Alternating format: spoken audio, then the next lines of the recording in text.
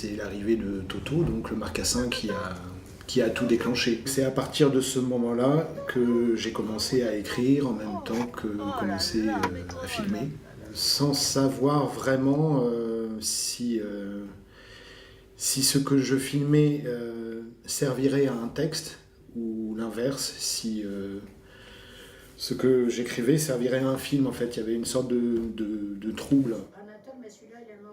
J'aime bien ce terme, communauté. Au départ, il n'y avait qu'une histoire, hein, l'histoire de Toto en fait.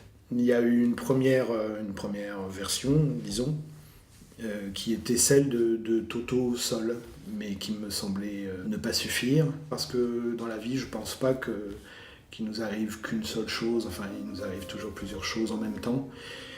Et du coup, je suis allé chercher les histoires les plus proches dans ma vie à ce moment-là et qui m'étaient le plus chères, en fait, pour agencer ces trois histoires-là. Alors il y a deux raisons en fait. Toute la partie Toto, je l'ai filmée avec la caméra que j'avais sous la main, DV, en 4 tiers. Et du coup, c'était un moyen, en mettant les deux images 4 tiers côte à côte, de ne pas avoir trop de pertes de qualité par rapport au 16/9 qui serait la finalité du film. Et puis aussi, l'autre raison, c'est qu'on a tous eu, Madeleine, Monette et moi, le désir d'écrire le journal de Toto. Il y avait cette idée en fait du diptyque et du livre en fait, des deux pages.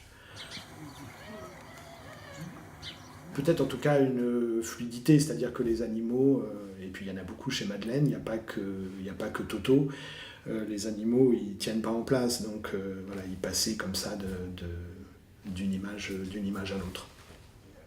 Dans leur flot de paroles, elle remarque brusquement mon silence. Vous nous laissez parler, Dit Monette, presque suspicieuse. J'étais en train de penser qu'au Moyen-Âge, on aurait brûlé les deux femmes et la bête.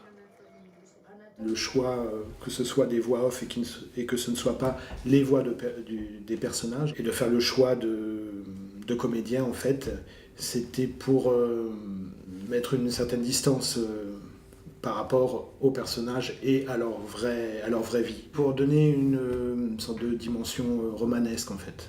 On fait tout ça de se raconter notre vie avec une voix qui n'est pas celle qui parle, mais celle qui pense, et je ne sais pas de quelle nature est cette voix-là, ni quel son elle a. En tout cas, là j'ai tenté, j'espère avoir trouvé un peu ça, cette distance entre justement les personnages et la voix qui parle à leur place. C'est pas tout à fait la voix, c'est pas leur voix physique, c'est plutôt la voix intérieure, la voix d'une pensée. Et comme je disais, plus romanesque, parce qu'en fait on fait un roman de nos vies quand on se remémore de notre enfance à ce qu'on devient. C'est un prénom inventé, c'est pas son prénom. J'ai donné un autre nom à certaines personnes. Oui, on pense à Proust. Moi, je pensais plutôt à Vertigo, en fait. Il n'y a pas de raison autre que d'abord c'est un film que j'aime, et puis je trouve que ça allait bien au personnage de Madeleine. À cause du chignon. Mais Proust, c'est très bien, et puis mon ânesse s'appelle comme ça. On peut dire que c'est un portrait de Madeleine, mais on peut tout aussi bien dire que c'est un portrait de Vincent, de Joseph, de chacun. Et c'est un portrait aussi des animaux, je crois. C'est pas très séparé, en fait. Vous savez, j'ai une fascination pour les singes, quelque chose entre le désir et la terreur. Ici, je me sens traqué. C'est essentiellement parti de choses vécues. C'est ça la matière de départ du film et de l'écriture de ce film. Donc Vincent en Inde, dans l'Himalaya, rencontre un médecin qui est en fait qui est psychiatre, psychanalyste, le docteur Ramesh, et sur place il se fait que donc il se trompe de docteur Ramèche. On arrive chez un docteur Ramèche qui est pédiatre. Mais ça, c'est pas écrit, en fait. C'est que ça arrive comme ça sur place, et que là, l'écriture continue, et que j'écris, et qu'on écrit avec l'aide de Vincent, ce qui se passe dans la réalité.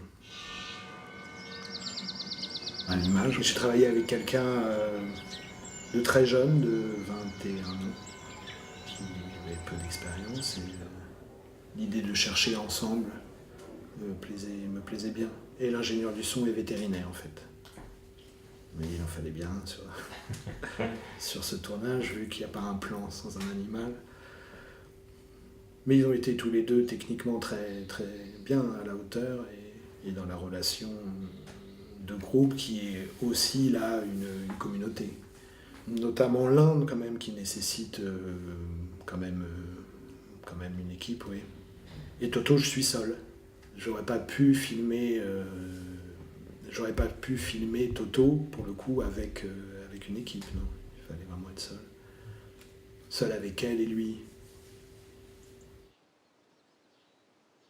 Il y a au moins un moment où chacun des personnages dorment. Et ça, c'est pas en fait, c'est pas une volonté au départ, c'est pas écrit en fait. Mais moi j'aime plutôt faire des films qui sont pas totalement écrits, qui sont plutôt ouverts. Que l'inconscient continue de travailler pendant le tournage, en fonction de, je sais pas, des lumières ou des choses qui adviennent. Ce que je veux dire, c'est qu'en fait, beaucoup de choses m'échappent dans le film, et je dirais que d'une certaine manière, c'est pas que j'y tenais, hein,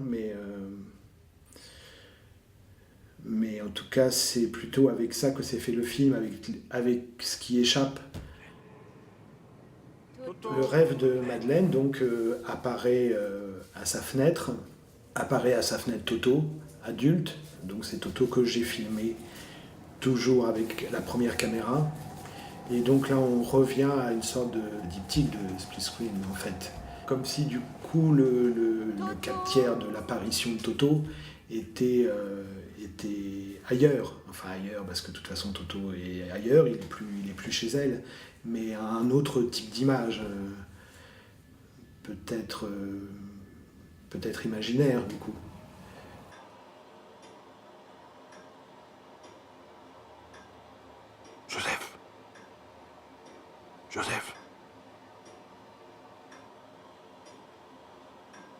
Joseph. Par le territoire, du coup, on parle peut-être pas de frontières, c'est un peu fort, mais de séparation. Moi, ce qui me plaît, c'est plutôt que les choses passent quand même d'un territoire à l'autre ou d'un état à l'autre. C'est un lieu où on se perd, donc c'est normal qu'on se sente perdu à ce moment-là. L'image dans un film, c'est important, mais après tout, qu'elle soit, enfin, elle peut... Enfin, c'est une esthétique, c'est un choix, oui, c'est un choix esthétique de soin, oui, de soin à l'image, oui. Comme on pourrait porter un soin aux animaux ou aux hommes, peut-être c'est un film sur le soin.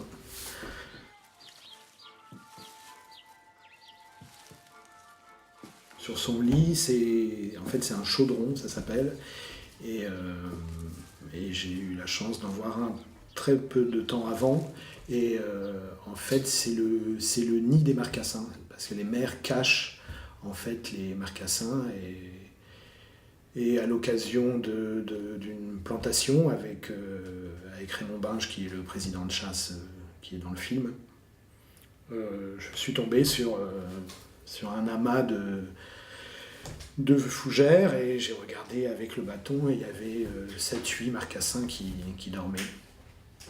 Voilà, donc voilà à quoi ça se réfère. Après, les interprétations sont ouvertes. On peut imaginer une métamorphose, comme on peut imaginer qu'elle ait laissé sa chambre aux marcassins. Je dirais plutôt un livre, Le versant animal, de Jean-Christophe Bailly. J'avais lu, et ça m'a quand même beaucoup servi, le parti pris des animaux. Mais du coup, là, lisant le versant animal, je pense que c'est plus proche de ce livre-là.